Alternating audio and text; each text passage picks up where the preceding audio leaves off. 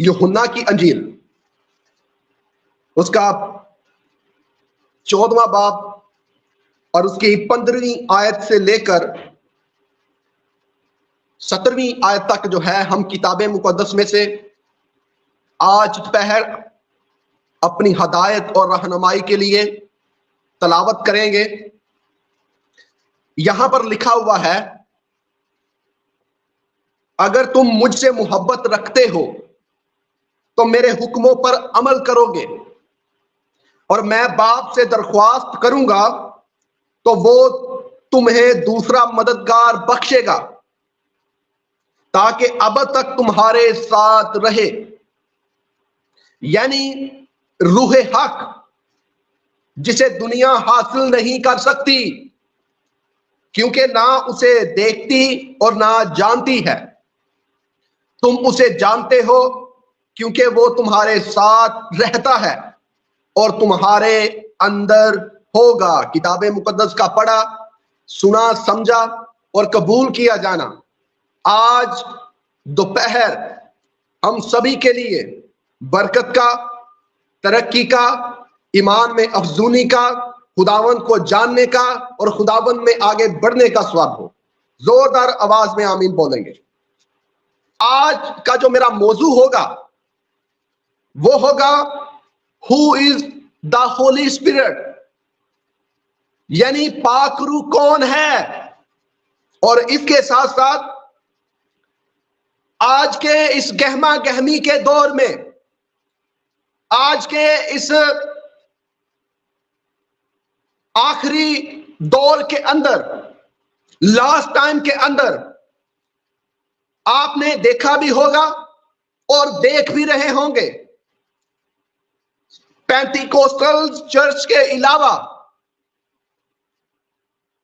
Holi spirit के मुतलका जो बाकी डिनोमिनेशंस हैं, जो बाकी चर्चेज हैं या जो बाकी फिरकाजात हैं, वो पाकरू के बारे में क्यों बातचीत नहीं करते, पाकरू के बारे में क्यों तालीम नहीं देते, क्यों वो पाकरू के बारे में अपने चर्चेज के अंदर जो है तालीम देते हुए नजर नहीं आते। और इसके साथ साथ पाकरू जो है वो हमारा जो दूसरा मददगार है, इससे क्या मुराद है। और फिर हम इसके बारे में भी जानेंगे कि पहला मददगार कौन था।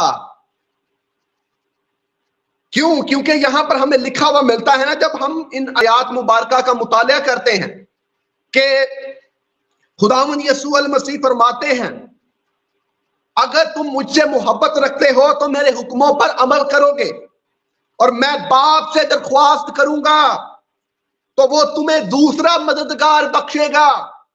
यहां पर पहले मददगार की बात नहीं हो रही। और आप सभी जो नाजरीन देख भी रहे हैं और सभी जो चर्च के अंदर बैठे हैं, आपने बहुत मर्तबा कलामे मुकद्दस को पढ़ा भी होगा और सुना भी होगा और इन आयात मुबारका को आप अपनी जिंदगी के शुरू दिन से एज अ क्रिश्चियन होने के नाते सुनते आए भी होंगे और सुना भी होगा। क्या कभी आपने सोचो फिक्र की है कि खुदावंद यीशु अल मसीह ने जब ये कहा कि मैं बाप के पास जा रहा हूं और जाकर क्या करूंगा कि मैं बाप से दरख्वास्त करूंगा और दरख्वास्त करूंगा तो वो तुम्हें दूसरा मददगार बख्शेगा। यहां पर जो है सेकंड हेल्पर इंग्लिश के अंदर लफ्ज आया है। तो पहला जो मददगार है वो कौन है? यहां तो खुदावंद यीशु अल मसीह कह रहे हैं ना, दूसरा मददगार मैं बख्शूंगा। लेकिन सोचो फिक्र वाली बात तो यह है कि पहला मददगार कौन है, इस पर भी हम बातचीत करेंगे। और इससे पहले कि मैं इन आयाते मुबारका के ऊपर आपका ध्यान करवाऊं और इन आयाते मुबारका की तशरीह और तफसीर वाज़िया तौर पर जामिया तरीके से आप सबके सामने पेश करूं, मैं आपको बताना चाहता हूं कि होली स्पिरिट है कौन, पाकरू कौन है। यहां पर कितने हैं जो चर्चिज के अंदर बैठे हुए हैं और तस्लीसे मुकद्दस के ऊपर ईमान रखते हैं। कितने हैं जो तस्लीस फिल तौहीद के पैरोकार हैं? कितने हैं जो तस्लीस फिल तौहीद को मानते हैं? तो ये चर्च जो है, ये चर्च तस्लीस फिल तौहीद का मानने वाला है। तो आप सभी को पता भी होगा कि तस्लीस के अंदर जो है 3 अकनूम हैं, यानी खुदा बाप और फिर खुदा बेटा यानी खुदावंद यसू अल मसीह, और तीसरा जो अकनूम है वो है रूल कुदस, होली स्पिरिट। और ये 3 जो हैं ये तस्लीस का हिस्सा है, और हैं ये 3 लेकिन जौहर में ये एक हैं। ये एक हैं और एक दूसरे के मुखालिफ काम नहीं करते, बल्कि एक दूसरे की रजा में रहते हुए काम करते हैं, जो और एक दूसरे के काम को एप्रिशिएट करते हैं, एक दूसरे के काम को सराहते हैं। और जैसे खुदा बाप जो है वो खुदा है, इसी तरह जैसे खुदावंद यसू अल मसीह है वो भी खुदा है, और हम सबका कामिल ईमान है कि खुदावंद यसू अल मसीह इस बाइबल मुकद्दस के मुताबिक खुदावंदों के खुदा और बादशाहों के बादशाह हैं। और इसी तरह जो तीसरा अकनूम है तस्लीस का, वो भी खुदा है, यानी पाकरू, holy spirit is the God. पाकरू भी खुदा है। और जब आप पैदाइश की किताब का मुतालिया करेंगे और पैदाइश की किताब के पहले बाब के पहली आयात मुकद्दसा को पढ़ेंगे तो आपको वहां पर लिखा हुआ मिल जाएगा कि खुदा ने इब्तिदा में जमीन और आसमान को पैदा किया। और फिर आगे लिखा हुआ मिल जाएगा कि खुदा की रूह जो है पानियों की सतह के ऊपर जुम्बश करती थी। और यहां पर जो अबरानी का लफ्ज आया है पाक रूह के लिए या खुदा की रूह के लिए, वो रूआख है, यानी खुदा की रूह। और खुदा की रूह जो है वो एक दूसरी शख्सियत है। और जब कभी खुदावंद ने मौका दिया, मैं तस्लीस के बारे में भी आपके साथ बड़ी वाज़िया तरीके से बातचीत भी करूंगा, और तस्लीस के मुतालिक भी हम खुदा के जिंदा और लारेब कलाम को जानेंगे, समझेंगे और इसकी बाबत तहकीक और तफ्शीश करेंगे। लेकिन चूंकि हमारा मौजू जो है आज का होली स्पिरिट है, इसलिए मैं थोड़ा सा तारुफ जो है आप आसानी से समझ सके कि who is the Holi spirit. और पाक रूह के मुतलका हमें जामिया तालीम जो है पुराने अहदनामा से कैसे मिलती है, इसलिए सिर्फ चंद एक दलीलें जो हैं आपकी खिदमत के अंदर रख रहा हूं और आप सभी नाजरीन और हाजरीन के गोशे गुजार कर रहा हूं। तो पहली पैदाइश पहले बाब की पहली आयत मुकद्दसा से हमें पता चलता है कि खुदा ने जो है इब्तिदा में, और यहां पर जो इब्तिदा है ये हमारे वाली इब्तिदा नहीं, ये वो इब्तिदा है जिसका ना तो कोई शुरू है और ना ही कोई आखिर है। ये अजल की बात हो रही है, और अजल जो है उस जमाना को कहते हैं जिसकी बाबत हमें वसूख से पता ना हो कि कब शुरू हुआ। अजल की बाबत किसी इंसान को मालूम नहीं कि कब शुरू हुआ, ये सिर्फ खुदा जानता है कि कब शुरू हुआ। तो इब्तिदा में जो है खुदा ने जमीन और आसमान को बनाया, यानी खुदा ताला जो है वो हमें तखलीक करता हुआ नजर आता है। खुदा ने आसमान को बनाया, खुदा ने जमीन को बनाया, खुदा ने परिंद को बनाया, खुदा ने चरिंद को बनाया, खुदा ने नबादात को बनाया, खुदा ने जमादात को बनाया, तो खुदा ने हशरात को बनाया, खुदा ने तमाम तर चीजों को तखलीक किया। और इसी तरह जैसे खुदा ताला जो है, खुदा बाप जो है, जो तखलीक करता है, उसी तरह बेटा भी यानी खुदावंद यीशु अल मसीह भी तखलीक करता है। और जैसे खुदा का बेटा यीशु अल मसीह तखलीक करता है, उसके लिए मैं एक हवाला आप सभी के गोशे गुजार करना चाहूंगा। जब आप यूहन्ना की अंजील उसका पहला बाब पढ़ेंगे तो आपको वहां पर लिखा हुआ मिल जाएगा कि इब्तिदा में कलाम था, कलाम खुदा के साथ था और वही कलाम खुदा था। तमाम तर चीजें उसके वसीला से पैदा हुई, तमाम तर चीजें। खुदा बाप जो है वो तखलीक करता है, खुदा का बेटा यीशु अल मसीह भी तखलीक करता है और उसके वसीला से तमाम तर चीजें पैदा हुई। तमाम तर चीजें खुदा के बेटे यीशु मसीह नासरी के वसीला से पैदा हुई। यानी खुदा बाप जो है खुदा है और वो खालिक है, खुदा बेटा जो है वो खुदा है और वो भी खालिक है। और इसी तरह जो पाक रूह है, रुआह, होली स्पिरिट, वो भी खालिक है और खुदा है। जब आप पैदाइश की किताब उसकी दूसरी और तीसरी आयत का मुतालिया करेंगे तो आपको वहां पर लिखा हुआ मिल जाएगा, खुदा की रूह पानियों की सतह के ऊपर जुम्बश करती थी। खुदा की रूह जो है ये खुदा का दूसरा अकनूम है, ये पानियों की सतह के ऊपर जुम्बश करती है। जब खुदा की रूह पानियों की सतह के ऊपर जुम्बश कर रही है तो बहुत सारे हमारे मुजद्दद जो हैं, बहुत सारे हमारे उलमा कराम जो हैं, बहुत सारे हमारे जो मुफस्सर हैं, वो इस बात पर एग्री हैं और इस बात पर मुतफिकुल राय हैं कि खुदा की रूह जब पानियों की सतह के ऊपर जुम्बश कर रही थी तो वो ऐसे जुम्बश नहीं कर रही थी। जब वो जुम्बश कर रही थी तो उसका पानी की सतह के ऊपर जुम्बश करने का एक खास मकसद था, और वो मकसद ये था कि वो पानी के अंदर की जो मखलूक है उसे तख्लीक कर रही थी। यानी पानी की जो मखलूक है, मछलियां या फिर आबी जानवर, वो खुदा की पाक रूह के वसीला से जो है तख्लीक किए गए। यानी मैं आपको यह समझाने की कोशिश कर रहा हूं, खुदा खालिक है और खुदा है, बेटा खालिक है और खुदा है। इसी तरह पाक रूह भी खालिक है, खलक करता है और खुदा है।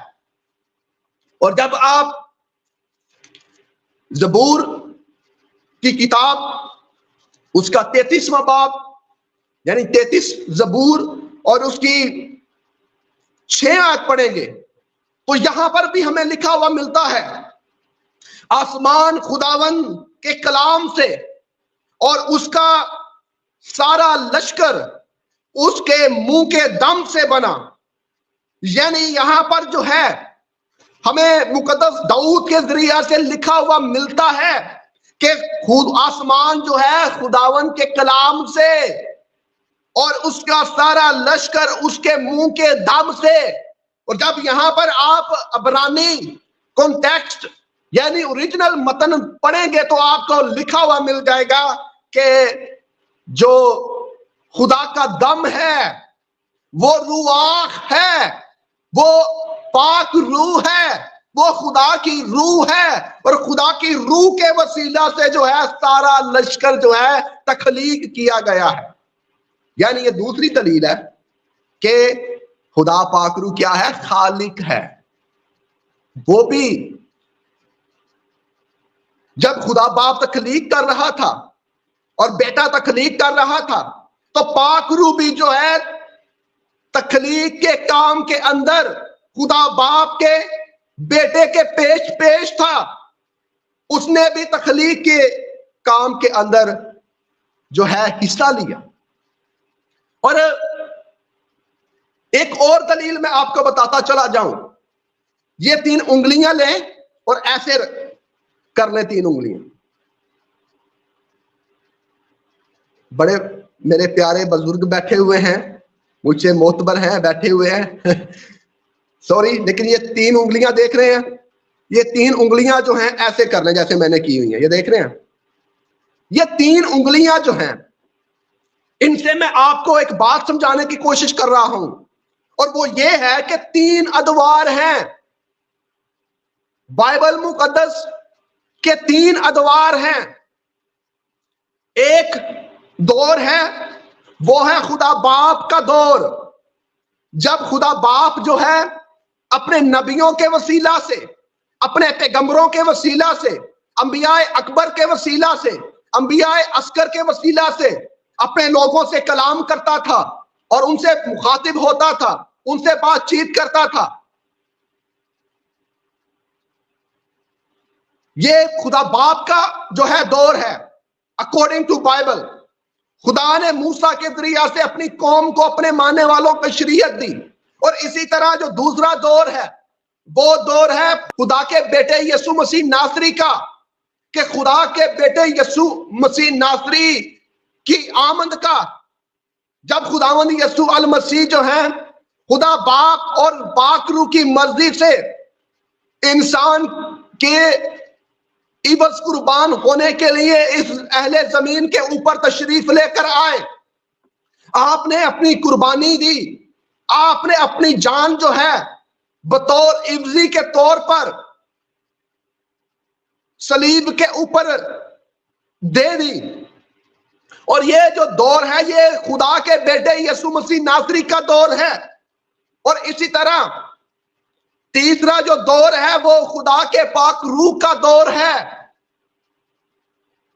खुदावंद यीशु अल मसीह ने जब अपना सारा काम कर लिया तो कहा तमाम हुआ। जो काम खुदा बाप ने और पाक रूह ने यीशु अल मसीह के जिम्मे लगाया था, खुदावंद यीशु अल मसीह ने वो काम जब पूरा कर लिया तो खुदावंद यीशु अल मसीह ने कहा तमाम हुआ।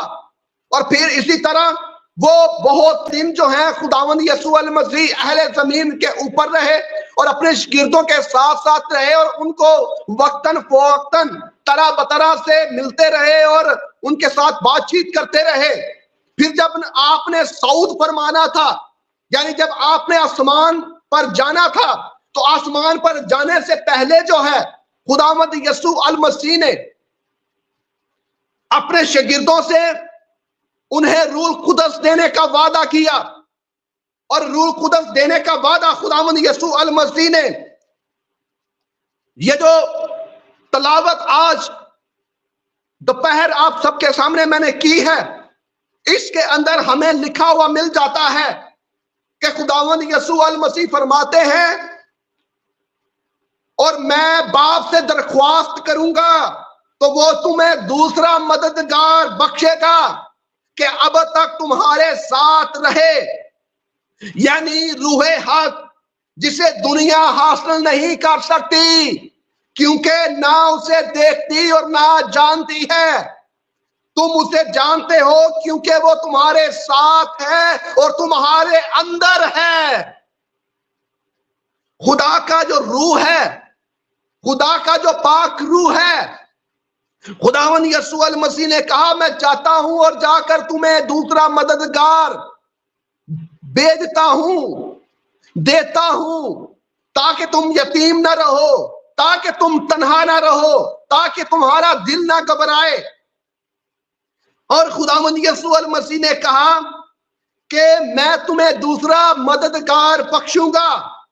अब जैसे मैंने पहले ही कहा था आपको कि दूसरा मददगार यानी सेकंड हेल्पर यहां पाक रूह को क्यों कहा गया है? पहला मददगार कौन है? पहला मददगार जो है, जब हम पैदाइश की किताब का मुतालिया करते हैं तो हमें वहां पर लिखा हुआ मिल जाता है कि खुदा जो है आदम अलैहिस्सलाम को या आदम को पैदा करते हैं। जब मुकद्दस आदम को खुदावंद पाक खुदा तख्लीक करते हैं तो तख्लीक करके तमाम तर जानवरों के पास उसे लेकर जाते हैं। जब तमाम तर जानवरों के पास लेकर जाते हैं तो वहां पर हमें लिखा हुआ मिलता है कि खुदा ताला को कोई भी आदम की मानिद उसकी मदद करने के लिए नहीं मिलता। तो फिर खुदा ताला जो है कहते हैं मैं आदम के लिए एक मददगार बनाऊंगा।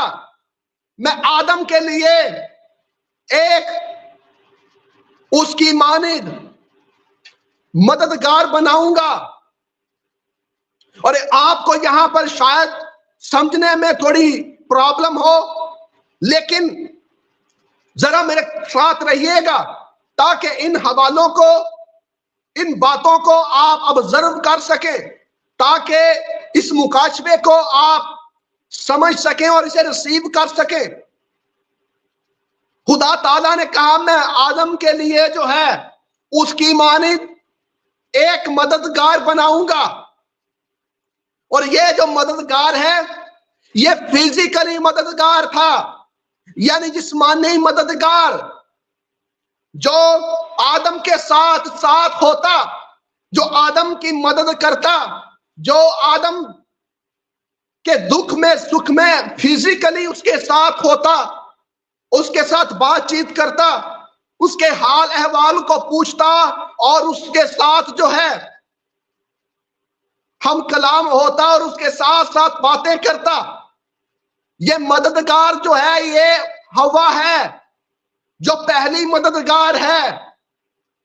और किताब मुकद्दस में लिखा हुआ है कि उसने आदम को पैदा किया, आदम भी उसने बनाए। और यहां पर जो आदम है उससे ये मुराद हरगिज नहीं है कि सिर्फ आदम, आदम से मुराद ये है कि हवा भी और आदम भी, क्योंकि जो औरत है वो मर्द के जिस्म का हिस्सा है और मर्द के जिस्म से ली गई है।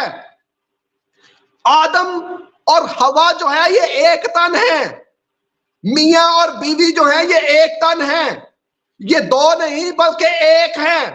बज़ाहिर तो आपको ये दो नजर आते हैं, लेकिन खुदा का कलाम ये कहता है ये एक तन है, एक तन, एक तन, ये दो नहीं बल्कि एक तन है।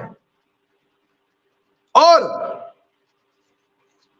जो पहला मददगार है वो खुदा ने जिस्मानी मदद के लिए दिया।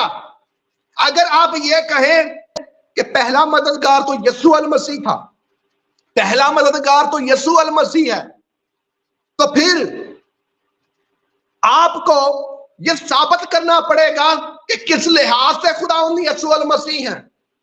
क्योंकि खुदावंद यीशु अल मसीह ने कहा कि मैं जाता हूं और जाकर जो है मददगार भेजता हूं, दूसरा मददगार भेजता हूं जो तुम्हारे साथ रहेगा। और खुदावंद यीशु अल मसीह ने भी कहा कि देखो अब से लेकर हमेशा तक मैं तुम्हारे साथ साथ रहूंगा। खुदावंद यीशु अल मसीह ने तो कभी हमें छोड़ा ही नहीं। खुदावंद यीशु अल मसीह ने तो कभी हमसे अपने आप को जुदा ही नहीं किया, वो तो कभी हमसे जुदा हुए ही नहीं, तो वो फिर कैसे पहले मददगार हो गए। जो पहला मददगार है ना, इस बात को जरा समझने की कोशिश करें, वो जिस्मानी है यानी हवा, और जो दूसरा मददगार है वो रूहानी है। और जो पहला मददगार है उसके बारे में हमें पता चलता है कि वो खुदा ने आदम की मदद के लिए पैदा किया। और फिर मैं आपको बताता चला जाऊं, दोबारा दोहराता चला जाऊं कि आदम से मुराद ये है हवा और आदम, सिर्फ आदम नहीं। आदम को हवा की मदद के लिए और हवा को आदम की मदद के लिए बनाया गया, पैदा किया गया, तख्लीक किया गया। और जो पाक रूह है वो भी इसी तरह आदम के लिए, यानी हवा और आदम यानी मर्द के लिए जो है खुदा ताला ने भेजा अपने पाक रूह को, ताकि इनकी रूहानियत में इनकी मदद की जा सके, ताकि खुदा का पाक रूह इनके साथ साथ हो सके। और किताबे मुकद्दस में हमें लिखा हुआ मिलता है, यानी रूहे हाक जिसे दुनिया हासिल नहीं कर सकती, क्योंकि ना उसे देखती और ना जानती है, दुनिया नहीं जानती पाकरू के अलावा के पाकरू को। तुम उसे जानते हो क्योंकि वो तुम्हारे साथ रहता है। पाकरू जो है तुम्हारे साथ रहता है। पाक रूह जो है तुम्हारे साथ रहता है। जैसे हवा तुम्हारे साथ रहती है, पाक रूह भी तुम्हारे साथ रहता है। और हवा तुम्हारे अंदर नहीं समा सकती, पहला मददगार तुम्हारे अंदर नहीं समा सकता। वो तुम्हारे फिजिकली जरूर साथ रह सकता है पहला मददगार, लेकिन तुम्हारे अंदर नहीं आ सकता। लेकिन खुदावंद यीशु अल मसीह ने कहा कि रूह कुदस जो है, रूहे हक जो है, होली स्पिरिट जो है तुम्हारे साथ रहता है, तुम्हारे साथ होगा और तुम्हारे अंदर भी होगा। तुम्हारे अंदर होने से मुराद ये है कि जहां जहां पर भी तुम जाओगे तुम्हारे अंदर होगा, और जब तुम्हारे अंदर होगा तो तुम्हारे अंदर से शिफा की किरणें जो है फूटेगी, तुम्हारे अंदर से शिफा निकलेगी। जब तुम कलाम करोगे, जब तुम बिशारत दोगे, तुम्हारे अंदर से पाक रूह तुम्हें गाइड करेगा और तुम्हारे अंदर से वो बोलेगा, और तुम्हारे अंदर से तुम्हारी सांसों से उसकी सांसें आएंगी। जब वो अंदर से बोलेगा तो अंधे भी देखेंगे, लंगड़े भी चलेंगे, नबूवतें भी होंगी, लोग गैर जुबानें भी बोलेंगे और खुदा के अजीब कामों का नजारा भी कर सकेंगे। अब देखें, पुराने अहदनामा का जब हम मुताला करते हैं तो हमें पता चलता है कि जो पाक रूह है वो वक्तन फवक्तन नाजिल होता था नबियों के ऊपर। जब नाजिल होता था तो नाजिल होकर नबियों से काम लेकर खुदा का पाक रूह जो है वो वापस आसमानों पर चला जाता था। लेकिन यहां पर खुदावंद यीशु अल मसीह ने जब रूहे हक दिया हमें, तो उसने कहा पाक रूह अब जब आएगा तो वापस नहीं जाएगा, तुम्हारे साथ भी होगा और तुम्हारे अंदर भी होगा। तुम्हारे अंदर होगा ये पाक रूह। और किताबे मुकद्दस में लिखा हुआ है कि तुम खुदा का मकदस हो और उसका रूह जो है तुम में बसा हुआ है। उसका रूह जो है हमारे अंदर रहता है। अब आखिरी बातें मैं आपके सामने पेश करना चाहता हूं और आखिरी बातें आपके सामने रखना चाहता हूं। अगर आप ये समझते हैं कि पाक रूह आपके साथ है, पाक रूह आपके अंदर है, और जब आपके अंदर है और आपके साथ भी है, तो फिर जरा अपने अपने दिल के ऊपर हाथ रखकर देखें कि पाक रूह जो आपके अंदर है, अकॉर्डिंग टू बाइबल, ये पादरी संजीद रोबन नहीं कह रहा, ये अंजीले मुकद्दस के अंदर खुदावंद यीशु अल मसीह मेरे आका मसीहा के इल्फाज हैं। पाक रूह तुम्हारे साथ भी होगा और तुम्हारे अंदर होगा। तो खुदावंद यीशु अल मसीह ने ये कहा हुआ है। क्या आप सब ईमान रखते हैं कि पाक रूह आपके साथ भी है और आपके अंदर भी है? सभी ईमान रखते हैं।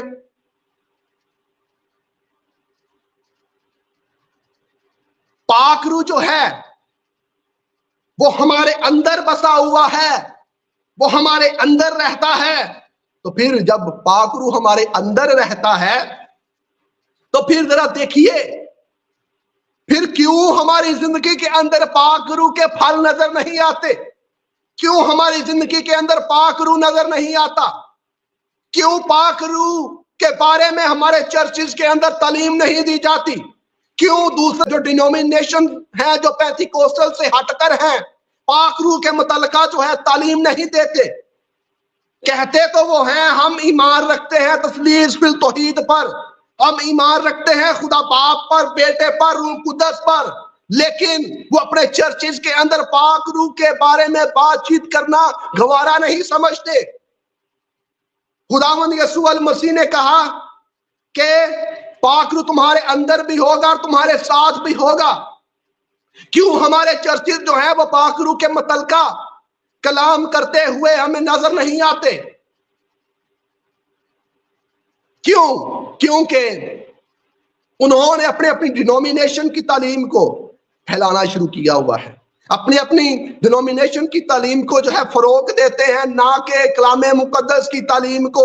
और ये जो दौर है ये आखिरी दौर है, और ये आखिरी दौर खुदा के पाक रूह का दौर है। ये आखिरी जमाना जो है यह खुदा के पाक रूह का आखिरी जमाना है। और किताबे मुकद्दस में लिखा हुआ है कि पाक रूह के जरिया से जो है हमें बरकतें मिलती हैं, पाक रूह के जरिया से हमें रूह के फल मिलते हैं, पाक रूह के जरिया से हमें जो है तोहफे मिलते हैं, पाक रूह के जरिया से जो है हमें जो है नबूवत की बरकत मिलती है, पाक रूह के जरिया से जो है हमें इल्मियत की बरकत मिलती है, पाक रूह के जरिया से जो है हमें शिफा देने की तौफीक मिलती है, पाक रूह के जरिया से जो है गैर जबाने और गैर जबानों का तर्जमा मिलता है। और अफसोस के साथ कहना पड़ रहा है ये जो गैर पेंटिकोस्टल डिनोमिनेशंस हैं, ना तो इनकी जिंदगी के अंदर पाक रूह का तजुर्बा हमें नजर आता है, और ना ही ये बपतिस्मा देते हैं, और ना ही बपतिस्मा रूह का इनकी जिंदगी के अंदर हमें नजर आता है।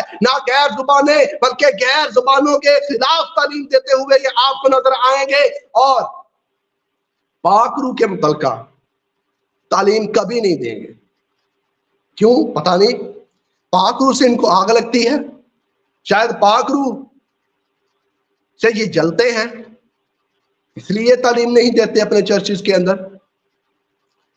और मैं आप सभी नाज़रीन को बताना चाहता हूं, अगर आपका ताल्लुक पेंटिकोस्टल चर्चेस से नहीं है तो ये कोई बुरी बात नहीं है, ठीक है।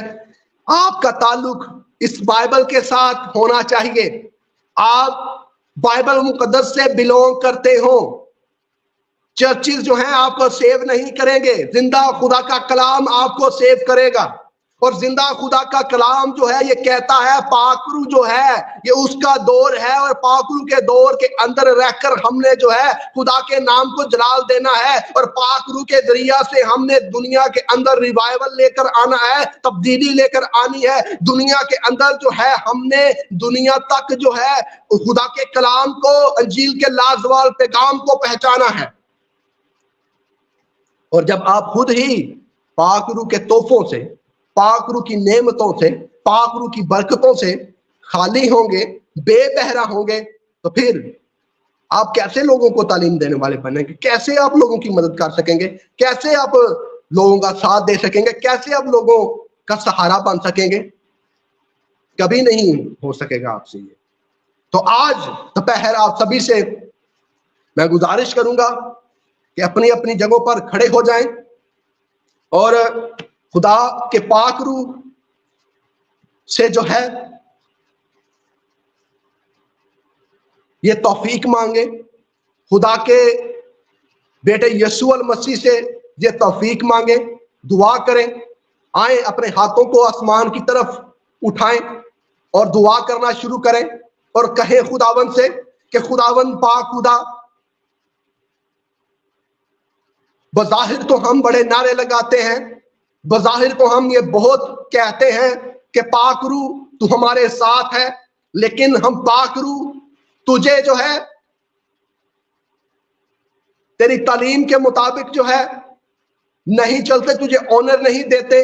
पाक रूह तू हमारे अंदर बैठा हुआ है, पाक रूह तू हमारे अंदर है, लेकिन जो है हमारे अंदर होते हुए भी जो है हमें ऐसा लगता है जैसे तू हमारे साथ नहीं, और हम जो है बपतिस्मा लेने के बाद भी तेरे रूह कुदस के बपतिस्मे से बेबहरा हैं। तेरा बपतिस्मा हमें नहीं मिला, हमें गैर जुबानें नहीं मिली, और किताबे मुकद्दस में लिखा हुआ है, सुन लीजिए और कान खोलकर सुन लीजिए कि पाक रूह जो है, बाज़ लोग ऐसा भी कहते हैं कि पाक रूह तो उसमें होता है जो गैर जुबानें बोलते हैं, और जो गैर जुबानें नहीं बोलता उसमें पाक रूह नहीं होता। जब आप का मुतालिया करेंगे ना, किताब के अंदर लिखा हुआ है कि उसकी रूह के बगैर तो हम ये इकरार ही नहीं कर सकते कि यीशु खुदावंद है। पाक रूह के बगैर तो हम ये कह ही नहीं सकते कि यीशु मसीह हमारा खुदावंद है, हमारा आका है। जब आप लोगों के सामने ये इकरार कर रहे होते हैं ना, जिनका ताल्लुक गैर कौम से है, तो ये पाक रूह होता है जो आपको हिम्मत देता है, ताकत देता है, ताकि आप खुदा के बेटे यीशु मसीह का, खुदा बाप का इकरार करें, पाक रूह आपके अंदर से होकर बोल रहा होता है और आप यीशु की गवाही दे रहे होते हैं। और किताबे मुकद्दस में लिखा हुआ है यीशु की गवाही नबूवत की रूह है। उसकी रूह के बगैर तो आप ये कह ही नहीं सकते कि यीशु खुदा का लासानी बेटा है। उसकी रूह के बगैर आप इकरार ही नहीं कर सकते। तो फिर हमारे लोग ये क्यों कहते हैं कि जी हमें तो पाक रूह नहीं मिला। क्यों नहीं पाक रूह मिला? क्योंकि हम गैर जुबानें नहीं बोलते। मैं आपको बताना चाहता हूं, खुदा ने हर इंसान को उसकी लियाकत के मुताबिक जो है बरकत दी हुई है और पाक रूह की बरकत से नवाजा हुआ है उसे। पाक रूह भी जो है तरह बतरह के तोहफे जो है, अपनी नेमतें जो है अपने लोगों के अंदर बांटता है। किसी को गैर जुबानें देता है, किसी को गैर जुबानों का तर्जुमा देता है, किसी को नबूवत देता है और किसी को शिफा की बरकत देता है। इसका हरगिज मतलब नहीं कि आप गैर जुबानें नहीं बोल सकते। आप जो है आप अभी तक रूह कुदस के बपतिस्मा से बेबहरा है या आपको रूह कुदस का बपतिस्मा नहीं हुआ। आप उसके रूह के बगैर तो यीशु के खुदावंद होने का इकरार ही नहीं कर सकते। बाइबल में जिसमें लिखा हुआ है। खैर, हम अगली बार इस पर मजीद बात करेंगे और मजीद खुदा के कलाम से सीखेंगे। आए अपने सरों को खुदावंद की हजूरी में झुकाएं और दुआ करना शुरू करें, उसके रूह से मदद मांगना शुरू करें कि ऐ पाक रूह तू जो हमारे अंदर बसता है, हमारे अंदर रहता है, पाक रूह हमारे अंदर रहकर हमारे अंदर जो बीमारियां हैं, कमजोरियां हैं, लानतें हैं और हम तरह तरह की लानतों के अंदर फंसे हुए हैं, धंसे हुए हैं, कर्ज के अंदर हैं, परेशानियों के अंदर हैं, शुगर की बीमारी ने घेरा हुआ है, शुगर बढ़ती है, शुगर कम होती है, ब्लड प्रेशर कम होता है, ब्लड प्रेशर ज्यादा होता है। आज पाक रूह की कुदरत के वसीला से, पाक रूह की लसानी कुदरत के वसीला से, पाक रूह की लफानी कुदरत के वसीला से इन बीमारियों के अंदर से हर तरह की बीमारी, हर तरह की कमजोरी, हर तरह की लानत खुदा के बेटे यीशु मसीह नासरी के नाम के वसीला से अभी और इसी घड़ी जाती रहे इन बदनों से, ताकि ये बदन जिंदा खुदा के नाम से कहलवाने वाले बन सके। खुदावन, हमने तेरे कलाम को सुना और हमारा ईमान है कि जितनों ने तेरे कलाम को सुना, तेरे कलाम के वसीला से इन्होंने बरकत पाई है, यीशु मसीह नासरी के नाम के वसीला से। आमीन।